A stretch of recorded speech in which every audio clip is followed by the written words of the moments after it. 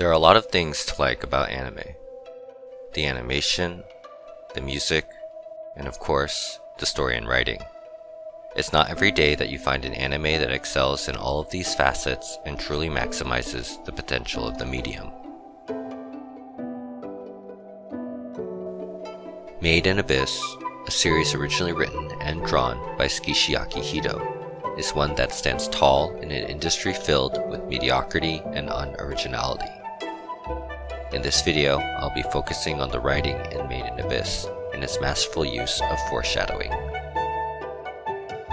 Please note that the following video has major spoilers for Season 1 of the anime and the movie Dawn of the Deep Soul.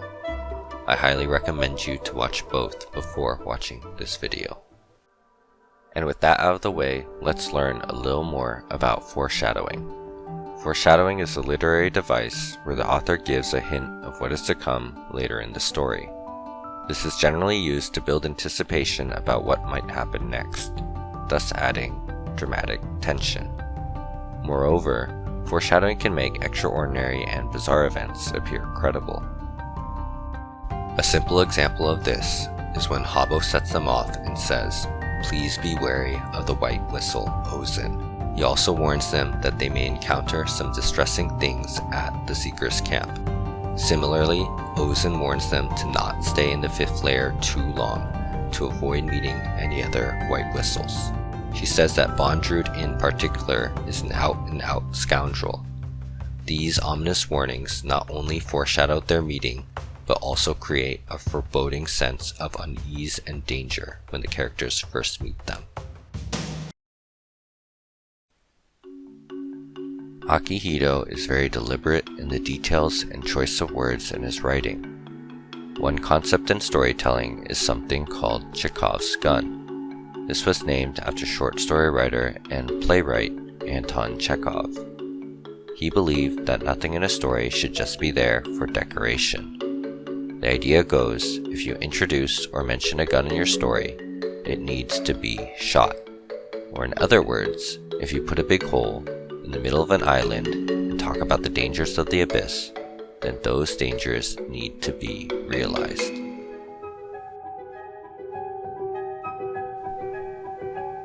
Ever notice when Riko is first attacked by the Crimson Splitjaw, she almost breaks her arm? How about when she pukes after enduring the curse on the elevator up to the Seeker's camp? Or how early it's mentioned that the Sixth Layer's curse is the loss of humanity? How Liza's journal mentions the Stingerhead nest in the fifth layer? How Reg regains consciousness with electricity?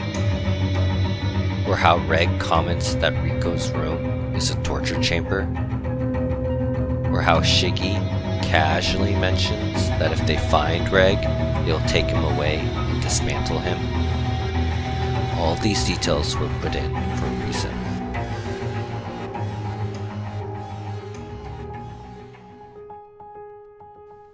Akihito uses foreshadowing to not only create a cohesive story, but also uses it to serve as the backbone of his world building.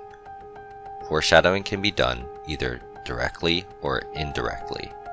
When Riko encounters the strain of the abyss on the fourth layer, it is foreshadowed in both ways. Directly, when Shiggy pulls up the map and explains the different strains before they head on their journey, and indirectly, during the flashback, when Ozen says to Liza how she can't wait to see her cry blood. So when Riko finally does encounter the strain of the fourth layer, the viewer is prepared for it as it was so expertly built into the world.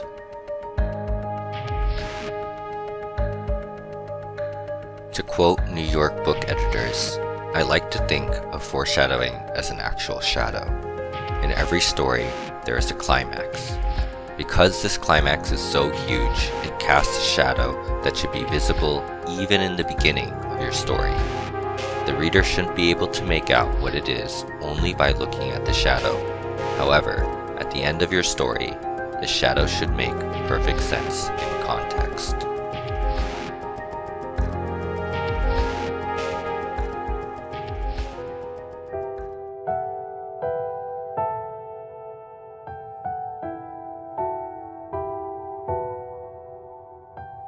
you remember, as they were traversing through the second layer, a corpse weaver scoops up Rico into the air. Reg needed to act quickly and used his incinerator to shoot it down. In the aftermath, Reg looks at the destruction he made and can't stop shaking. He wonders what would have happened if he actually hit Rico instead. He then passes out and has a nightmare, seeing Rico destroyed by the blast. In this case, the momentary trauma and fear that Reg feels is the shadow of the greater tragedy he will encounter later on in the series. This is when Reg uses his incinerator to put an end to Mitty's misery by Nanachi's request, the climax of the show.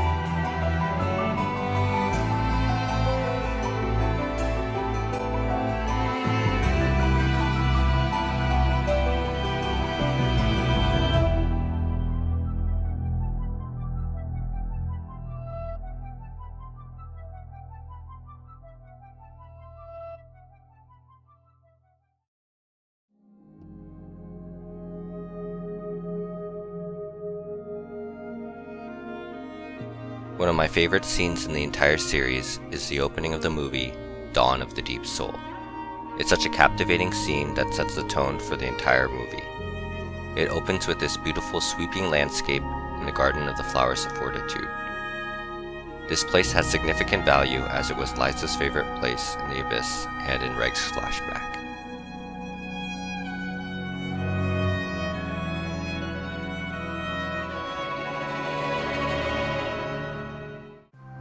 Despite its peaceful exterior, they quickly spot a member of the Umber Hands in the garden. They learn that there is a large infestation of deadly amaranthine deceptors and that the area has been set off limits.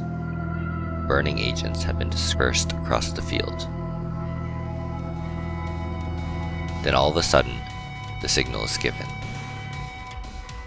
The music picks up, and a flurry of percussion and strings crescendo as the member of the Umber Hands proceeds to burn down the entire field of flowers.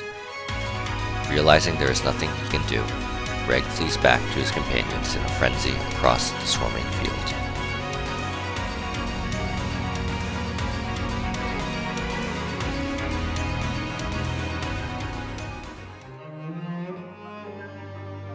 Reg reunites with his friends, and the trio is left to watch the beloved flower field engulf into flames.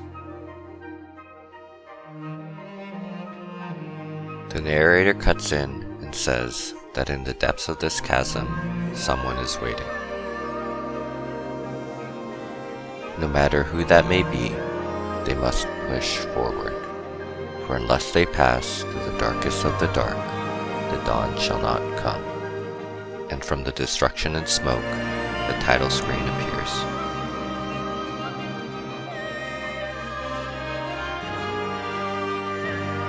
Truly an epic and captivating way to start a movie. The opening is a masterpiece by itself, but what really sets it apart is that it acts as a metaphor for the entire story. The camera then scrolls through the map of the Abyss to the 5th layer, where their adventure begins.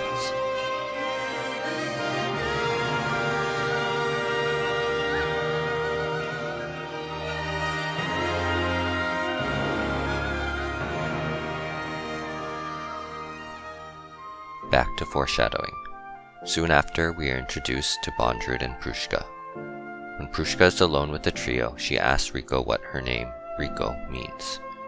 Rico thinks about it for a bit and replies that she does not know. Prushka then says her name means the Flower of Dawn. With the opening scene in the Garden of Flowers, we could already piece together the fate of our dear friend Prushka. But it was so expertly written that the viewer does not realize until it is too late. Only from looking back does the shadow make perfect sense in context.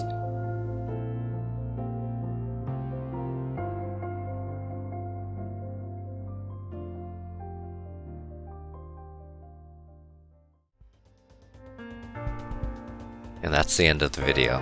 Thanks for sticking around. This is really just skimming the surface of all there is to gush about the series. There's a lot more foreshadowing going on within the anime and further on in the manga. You should definitely check those out if you haven't already. This was a huge passion project for me and my first time ever making a public video, so if you enjoyed this video, leave a like or comment below. It would really mean a lot to me. I can't wait until Season 2 comes out, and I hope to see you all there. Until next time.